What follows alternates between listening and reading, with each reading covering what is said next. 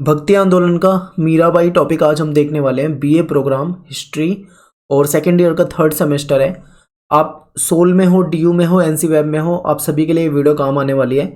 और देखिए ये जो क्वेश्चन है कबीर के बारे में, मीराबाई के बारे में, गुरु नानक जी के बारे में, और ये जो टॉपिक आता है या फिर सूफी संत वाला टॉपिक आता है, तो ये ज़्यादातर ये क्वेश्चन आपके कमेंट्स में पूछा जाता है। यानी कि कमेंट्स वाला जो आपका क्वेश्चन होता है, लास्ट में जो 10वां क्वेश्चन होता है जिसमें 4-5 टॉपिक दे देते हैं और कहते हैं किसी 2 पे कमेंट लिखो, तो आपको बहुत बड़ा आंसर नहीं लिखना होता, ठीक है। तो इसीलिए आपका ये आंसर छोटा भी आपका होगा तो चल जाएगा। तो टॉपिक है आज का हमारा मीराबाई। तो देखिए मीराबाई का जन्म जो है 1498 माना जाता है, लेकिन यहाँ पे विवाद है। जैसे मैंने आपको कबीर वाली वीडियो में बताया था कि कबीर का जन्म कब हुआ था एग्जैक्ट नहीं पता लोगों को, इतिहासकार अपनी अलग अलग तारीखें उस पर बताते हैं, ठीक है। तो ऐसे ही मीराबाई पे भी विवाद है कि इनका जन्म एग्जैक्ट किस तारीख या किस सन में हुआ था, इस पे विवाद है। कई जो इतिहासकार हैं उसकी अलग अलग तारीख बताते हैं। 1560 भी आपको तारीख मिल जाएगी, 1503 भी आपको कई किताबों में मिल जाएगा, अलग अलग डेट मिलती है। तो लेकिन हम यहाँ पे वो डेट मानकर चल रहे हैं जो सबसे ज़्यादा इतिहासकार जिसको मानते हैं। तो 1498 जो है ये वो डेट है जो ज़्यादातर इतिहासकार जिस पे सहमत है। मीराबाई के जो पिताजी थे इनका नाम था रतन सिंह, ठीक है, राजा रतन सिंह।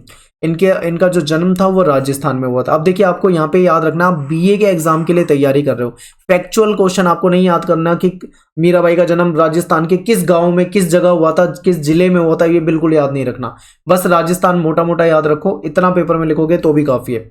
और ये बचपन से ही मीराबाई जो थी, ऐसा माना जाता है कि केवल 8 वर्ष की उम्र में, यानी 8 साल की उम्र में ही कृष्ण की भक्ति में लीन हो गई थी।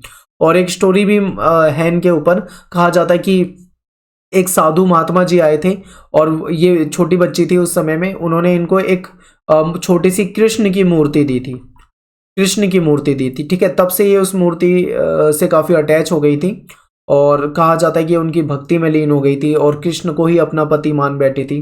तो ये पूरी की पूरी ऐसी कहानी चलती है। तो देखिए क्या है, ये भक्ति परंपरा की सबसे प्रसिद्ध कवयित्री थी, ठीक है। मीराबाई जी जो थी वो सबसे प्रसिद्ध कवयित्री हैं भक्ति परंपरा की। और मीराबाई की जीवनी इनके लिखे भजनों के आधार पे संकलित की गई थी। इन्होंने कई सारे भजन लिखे हैं, उसके वो जो मौखिक रूप से गाए जाते थे, ठीक है, बोले जाते थे, वही भजन उन्हीं के आधार पे इनकी जीवनी लिखी गई थी। इसीलिए डेट वगैरह जो है कोई एग्जैक्ट नहीं कह सकते हम इस पे, ठीक है। तो ये पॉइंट याद रखिए। मीराबाई जो थी वो मारवाड़ के मेड़ता जिले के एक राजपूत राजकुमारी थी। और आपको पता है हमने 12th में भी पढ़ा था कि इनकी जो शादी हुई थी वो इनकी मर्जी के खिलाफ हुई थी, ठीक है। तो इनका विवाह इनकी इच्छा के विरुद्ध मेवाड़ के सिसोदिया परिवार में कर दिया गया था, सिसोदिया कुल में कर दिया गया था। मीराबाई जो थी इन्होंने अपने पति की आज्ञा की अवहेलना की, उनकी बातों को नहीं माना, ठीक है। इनके पति जो थे उनका नाम था भोजराज, ठीक है। इनके पति की भी जल्दी ही मृत्यु हो गई थी, आपको ये भी याद रखना है। तो जब इनके पति की मृत्यु हो गई थी तो उस वक्त सती प्रथा वाला सिस्टम भी था। तो मीराबाई को सती प्रथा के तहत इनको सती करने की कोशिश की गई थी, यानी चिता के साथ जलाने का प्रयास किया गया था, लेकिन मीराबाई वहां से भागकर बच गई थी, ठीक है। पत्नी और माँ के दायित्व को निभाने से भी मीराबाई ने इनकार कर दिया था और भगवान कृष्ण को ही एकमात्र अपना पति स्वीकार कर लिया था इन्होंने। इनकी मर्जी के खिलाफ जबरन इनकी शादी कराई गई थी, ये पॉइंट आपको याद रखने हैं।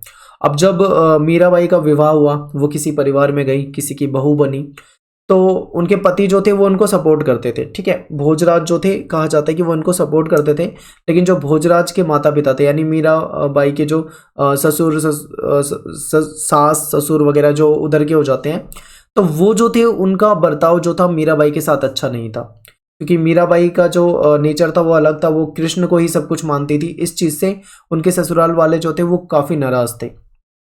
और जब इनके पति की मृत्यु हो गई तो उसके बाद और ज़्यादा समस्या होने लगी।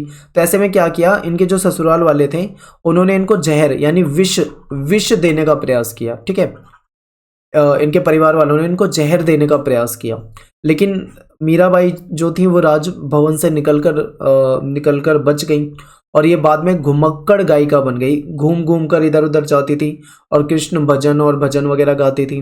और इनके पास कोई बहुत बड़ी मंडली नहीं होती थी कि लोग इनके पास बहुत सारे रहते हों, लेकिन एक सन्यासी वाली जिंदगी ये जीती थी, ठीक है। इनके जो गुरु जी माने जाते हैं वो रैदास माने जाते हैं, ठीक है। आप रविदास भी पढ़ते हो, गुरु रविदास, वो इनके क्या माने जाते हैं, इनके गुरु माने जाते हैं, जो कि जाति से एक चर्मकार थे, ठीक है, जिसको निचली जाति माना जाता था।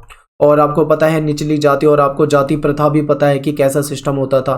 तो आप यहाँ से एक चीज़ समझिए कि मीराबाई जो थी वो एक राजपूत परिवार से थी, ठीक है, और इनके गुरु जो थे वो रैदास एक चर्मकार थे। तो इसका मतलब ये समझ में आ जाएगा आपको यहाँ पे कि मीराबाई ने कहीं ना कहीं देखा जाए तो उन्होंने जाति प्रथा को नहीं माना, ठीक है, जो समाज में जाति प्रथा जो कुरीति थी इन्होंने इसको नहीं माना। और इसी से पता चलता है कि मीराबाई ने जातिवादी सामाजिक परंपरा, जो रूढ़िवादी परंपरा चल रही थी, उसको नहीं माना इन्होंने। मीराबाई जो थी महल के अंदर इनको सारी सुख सुविधाएं थी, आप जानते हैं, लेकिन इन्होंने क्या करा, उन सुख सुविधाओं को त्याग दिया, ठीक है, उनको छोड़ दिया, और विधवा की तरह सफेद कपड़े पहनकर सन्यासिनी वाला जीवन बिताया। मीराबाई द्वारा रचित पद जो है आज भी स्त्री और पुरुष द्वारा गाए जाते हैं, और गुजरात और राजस्थान की तरफ जो गरीब लोग हैं, जो जिन्हें नीच जाति का समझा जाता है, निचली जाति का समझा जाता है, वो इनको गाते हैं, ठीक है।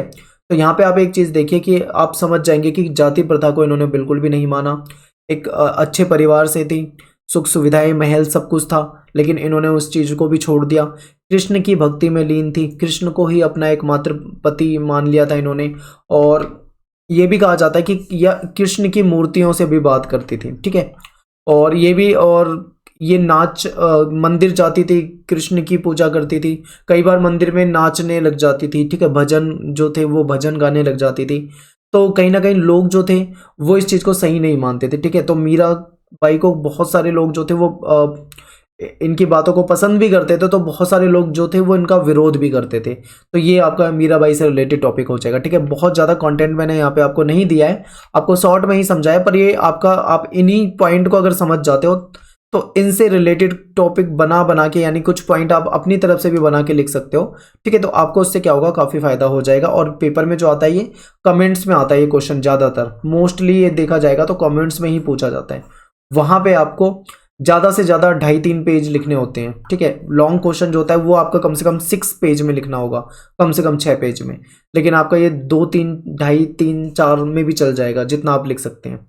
तो ख़त्म करते हैं आज की वीडियो। नेक्स्ट वीडियो जाएगा, वो आएगा गुरु नानक जी पे, और गुरु नानक जी के बाद अगला जो वीडियो आएगा वो आएगा सूफी संत पे, और इसके बाद हम चलेंगे दिल्ली सल्तनत के और इंपॉर्टेंट टॉपिक पे डिस्कस करेंगे। तो वीडियो ध्यान से देखें और लाइक ज़रूर कर दें। मिलते हैं नेक्स्ट वीडियो में। थैंक्स फॉर वॉचिंग सभी को। जय हिंद, जय भारत।